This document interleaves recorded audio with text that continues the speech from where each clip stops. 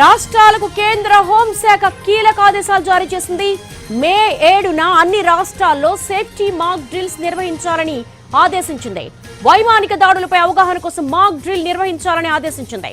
శత్రు దేశాలు వైమానిక దాడులు చేస్తే ఎలా తప్పించుకోవాలి, ఎటువంటి ప్రదేశాల్లో దాక్కోవాలి ఇలాంటి అంశాలపై ప్రజలకు అవగాహన కల్పించాలని పేర్కొంది. భారత్ పాక్ ఉద్రిక్తతల నేపథ్యంలో రాష్ట్రాలకు కేంద్ర హోంశాఖ కీలక ఆదేశాలు జారీ చేసింది. ఇది ఒక కీలక పరిణామంగా చెప్పుకోవచ్చు. మే 7న అన్ని రాష్ట్రాల్లో సేఫ్టీ మాక్ డ్రిల్స్ నిర్వహించాలని ఆదేశించింది. వైమానిక దాడులపై అవగాహన కోసం మాక్ డ్రిల్ నిర్వహించాలని ఆదేశించింది. శత్రు దేశాలు వైమానిక దాడులు చేస్తే ఎలా తప్పించుకోవాలి, ఎటువంటి ప్రదేశాల్లో దాక్కోవాలి ఇలాంటి అంశాలపై ప్రజలకు అవగాహన కల్పించాలని పేర్కొంది. భద్రతా సన్నద్ధతపై పౌరులకు అవగాహన కల్పించాలని కూడా సూచించింది హోంశాఖ.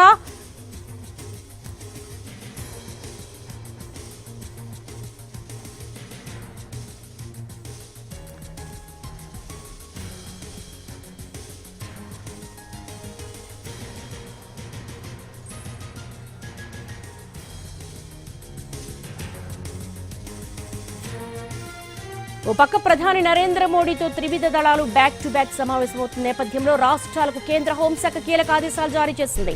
మే 7న అన్ని రాష్ట్రాల్లో సేఫ్టీ మాక్ డ్రిల్స్ నిర్వహించాలని ఆదేశించింది. ఇదే అంశానికి సంబంధించి ఢిల్లీ నుంచి మా ప్రతినిధి రాజును అడిగి మరిన్ని వివరాలు తెలుసుకుందాం. రాజు, వైమానిక దాడులపై అవగాహన కోసం మాక్ డ్రిల్ నిర్వహించాలని కేంద్ర హోంశాఖ రాష్ట్రాలకు ఆదేశాలు జారీ చేసింది. ఎలా చూడొచ్చు? అంటే ఏదైనా ఇంటెలిజెన్స్ రిపోర్ట్ ఉందా? రాష్ట్రాలను అలర్ట్ చేయడం వెనక కేవలం పెహల్గామ్ ఘటననే బేస్ చేసుకోవాలా, లేకపోతే కొంతవరకు ఉద్రిక్తతల నేపథ్యంలో ముందుగానే అలర్ట్ చేస్తున్నారా?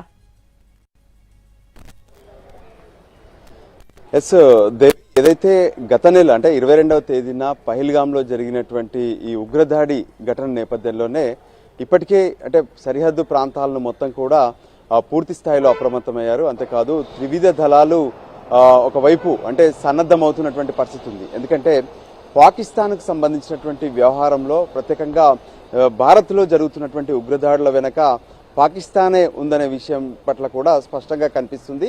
దీనికి సంబంధించి ఎలాగైనా సరే ఉగ్రవాదులనే కాదు, అంటే ఎవరైతే పహల్గామ్ దాడిలో పాల్గొన్నటువంటి ఉగ్రవాదులతో పాటు వాళ్లకు సహకరించినటువంటి వాళ్ళను పెంచి పోషించినటువంటి వాళ్ళకు కూడా సరైనటువంటి సమాధానం చెప్తామని చెప్పి ఇప్పటికే ఒకవైపు భారత్ స్పష్టం చేసింది. దానికి అనుగుణంగానే త్రివిధ దళాలు ప్రతిరోజు విన్యాసాలు చేస్తూనే ఉన్నాయి. 2 రోజుల క్రితం యూపీలో ఒకవైపు గగనతలం మొత్తం కూడా ఏదైతే భారత్లో ఉన్నటువంటి ప్రత్యేక విమానాల ద్వారా, యుద్ధ విమానాల ద్వారా విన్యాసాలు కూడా చేశాయి. ఇక ఆ తర్వాత వ్యవహారాన్ని చూస్తే కనుక ఒకవైపు బార్డర్ అంటే ఏదైతే పాక్ భారత్ మధ్యలో ఉన్నటువంటి నియంత్రణ రేఖ వెంబడి కూడా పెద్ద ఎత్తున ఆర్మీ మోహరిస్తున్నటువంటి పరిస్థితి కనిపిస్తుంది.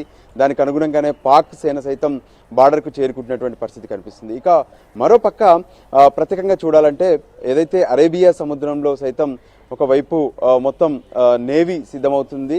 దానికి అనుగుణంగానే ఇప్పటికే దానికి సంబంధించినటువంటి రిహార్సల్స్ చేస్తూనే ఉన్నాయి. ఇక మరోపక్క అన్ని రాష్ట్రాలకు ఏ విధంగానైతే అప్రమత్తం చేయడం వెనక మాత్రం ఖచ్చితంగా కొంత అలర్ట్గా ఉండాల్సినటువంటి అవసరం ఉందంటున్నారు. ఎందుకంటే పహల్గామ్ దాడి చేసినటువంటి ఉగ్రవాదులు ఇప్పటి వరకు దొరకలేదు.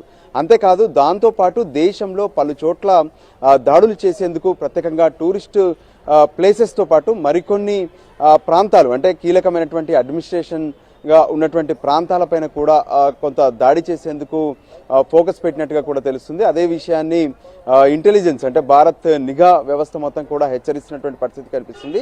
దానికి అనుగుణంగానే దేశ రాజధాని ఢిల్లీతో పాటు మిగతా ప్రాంతాలన్నింటినీ కూడా ఇప్పటికే అలర్ట్ చేశారు. ఇక దాంతోపాటు రిహార్సల్స్కి సంబంధించినటువంటి వ్యవహారం మాత్రం ఖచ్చితంగా కొంత సీరియస్గా తీసుకోవాలి. ఎందుకంటే ఒకవైపు దేశం మొత్తం కూడా యుద్ధానికి సన్నద్ధమవుతున్నటువంటి వాతావరణం కనిపిస్తుంది. ఎప్పటికప్పుడు ప్రధానమంత్రి నరేంద్ర మోడీ, కేంద్ర రక్షణ శాఖ మంత్రి రాజ్నాథ్ సింగ్, కేంద్ర హోంశాఖ మంత్రి అమిత్ షాలు కీలక సమావేశాలు నిర్వహిస్తూనే ఉన్నారు. అత్యున్నత స్థాయి సమావేశాలు నిర్వహిస్తూ రక్షణ శాఖకు సంబంధించినటువంటి ఏదైతే ఉన్నత స్థాయి అధికారులతో పాటు ప్రత్యేకంగా భారత ఏదైతే జాతీయ సలహాదారుడు అజిత్ దోవల్తో కూడా సమావేశాలు జరుగుతూనే ఉన్నాయి. సో దీనికి అనుగుణంగానే ఖచ్చితంగా రాష్ట్రాల్లో కూడా కొంత అప్రమత్తంగా ఉండాల్సినటువంటి అవసరం ఉందనే విషయాన్ని కేంద్రం గమనించింది. దానికి అనుగుణంగానే అన్ని రాష్ట్రాల్లో కూడా రిహార్సల్స్ చేయాల్సినటువంటి అవసరం ఉందనే విషయం పట్ల రాజు జాతీయ భద్రతా సలహాదారు అజిత్ దోవల్ అలాగే హోంశాఖ కార్యదర్శితో సమావేశం తర్వాత ఇమ్మీడియట్ గా ఈ స్టేట్మెంట్ బయటకు వచ్చింది. అంటే రాష్ట్రాలను అలర్ట్ చేస్తూ ఏం జరగబోతోంది? యుద్ధానికి సిద్ధమవుతున్నారా, లేకపోతే ఏదైనా సర్జికల్ స్ట్రైక్ జరిగితే ఒకవేళ పాక్ వైపు నుంచి కానీ టెర్రరిస్ట్ గ్రూప్స్ నుంచి కానీ ఇట్లాంటి వైమానిక దాడులు జరిగే అవకాశం ఉన్నట్టుగా ఏమన్నా నిఘా వర్గాల నుంచి ఏమైనా ఇన్ఫర్మేషన్ వచ్చిందా? ఏంటి అసలు? ఎస్, నిఘా వర్గాల నుంచి ఒకవైపు సమాచారం వస్తూనే మరోపక్క ఏదైతే పహల్గాం ఘటన తర్వాత ఖచ్చితంగా దేశం మొత్తం అప్రమత్తం అవ్వాల్సినటువంటి పరిస్థితి కనిపిస్తుంది. ఎందుకంటే పహల్గాం ఘటనను చూస్తే భారీ భద్రతను సైతం వాళ్ళు లెక్క చేయకుండా చొరబాటుదారులుగా పాకిస్తాన్ నుంచి భారత్లోకి రావడం, భారత్లో ప్రత్యేకంగా ఒక రెక్కీ నిర్వహించి ఎక్కడ సెక్యూరిటీ లేనటువంటి ప్రాంతాన్ని తీసుకొని పహల్గాంలో టూరిస్టులపైన దాడి చేశారు. సో అటువంటి దాడులు మరికొన్ని చోట్ల జరిగే అవకాశాలు ఉన్నాయని చెప్పడంతో పాటు ఏదైతే ఇప్పుడు ఉన్నటువంటి పరిస్థితుల్లో ఇప్పటికే కొంత సూచనలు అయితే కేంద్రం ఇస్తూనే ఉంది. ఎందుకంటే ఇప్పటికే అంటే ఘటన జరిగి దాదాపు అంటే ఏ విధంగానైతే 2 వారాలకు దగ్గరగా వస్తున్నటువంటి పరిస్థితి కనిపిస్తుంది. సో ఖచ్చితంగా పాక్కు ఒక సరైనటువంటి బుద్ధి చెప్తామంటూ కేంద్ర రక్షణ శాఖ మంత్రి, హోంశాఖ మంత్రి, దాంతోపాటు ప్రధానులు కూడా పలు సందర్భాల్లో స్పష్టం చేశారు. సో దానికి అనుగుణంగా ఇప్పుడున్నటువంటి పరిస్థితుల్లో భారత్ కనుక పాకిస్తాన్ పైన రియాక్ట్ అవుతే పాక్ కూడా ఖచ్చితంగా రియాక్ట్ అయ్యే పరిస్థితి ఉంటుంది. సో దానికి అనుగుణంగా ఎక్కడ ఏం జరుగుతుంది, అంతేకాదు భారత్లో సైతం ఇప్పటికే పాకిస్తాన్కి సంబంధించినటువంటి స్లీపర్ సెల్స్ యాక్టివ్గా ఉన్నారనే విషయాన్ని ఒకవైపు స్పష్టం చేసినటువంటి పరిస్థితి ఉంది. సో దానికి అనుగుణంగానే ఎటువంటి పరిస్థితి వచ్చినా సరే ఎదుర్కొనేందుకు సిద్ధంగా ఉండాలనేటువంటి ఒక ఆలోచన కోసమే అందరూ కూడా అంటే ఒకవైపు భారత్ ఏ విధంగానైతే బార్డర్లో రక్షణ వ్యవస్థను మొత్తం కూడా సిద్ధం చేస్తున్నటువంటి పరిస్థితి ఉంది.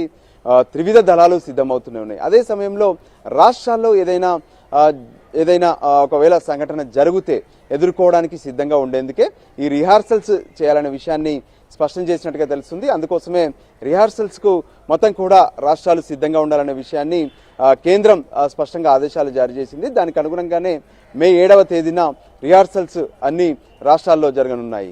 దేవి, రాజు, ఎలా చూడాలి? 1971 తర్వాత ఫస్ట్ టైం ఇలా రాష్ట్రాలకు మాక్ డ్రిల్ నిర్వహించాలని చెప్పి ఆదేశాలు జారీ చేసింది. అంటే పరిస్థితి తీవ్రత అర్థం చేసుకోవచ్చా ఇలాంటి ఆదేశాలను బట్టి?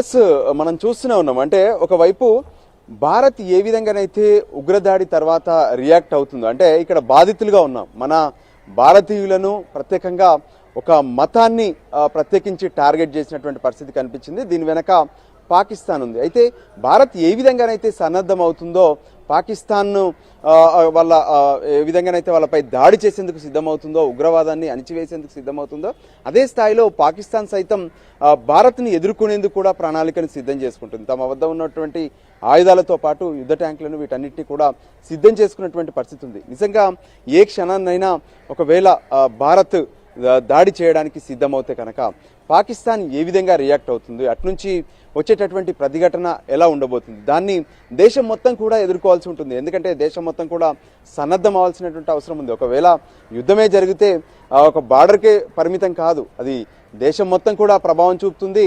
కొన్ని ఘటనలు కూడా జరిగే పరిస్థితి ఉంటుంది. సో దానికి అనుగుణంగానే ఎక్కడికక్కడ అంటే ఏ విధంగానైతే భారత్లో ఉన్నటువంటి ఇంటర్నల్గా ఉన్నటువంటి ఫోర్సెస్ అన్ని కూడా రిజర్వ్గా ఉంటాయి. సో వాళ్ళందరూ కూడా ఖచ్చితంగా యాక్టివ్ అవ్వాల్సినటువంటి అవసరం ఉంది. అందుకోసమే రిహార్సల్స్ చేయాలనేటువంటి సూచనలు, ఆదేశాలు కేంద్రం ఇస్తుంది. ఎందుకంటే ఇప్పుడు చూస్తూనే ఉన్నాం, నిజానికి ఇంకా యుద్ధం అనేది జరగనటువంటి పరిస్థితి అయినప్పటికీ కూడా త్రివిధ దళాలు మోహరించి ఉన్నాయి, ఎక్కడికక్కడ రిహార్సల్ చేస్తూనే ఉన్నాయి. ఎందుకంటే యుద్ధానికి వెళ్లే ముందు ఖచ్చితంగా సన్నద్ధం కావాల్సినటువంటి అవసరం ఉంది.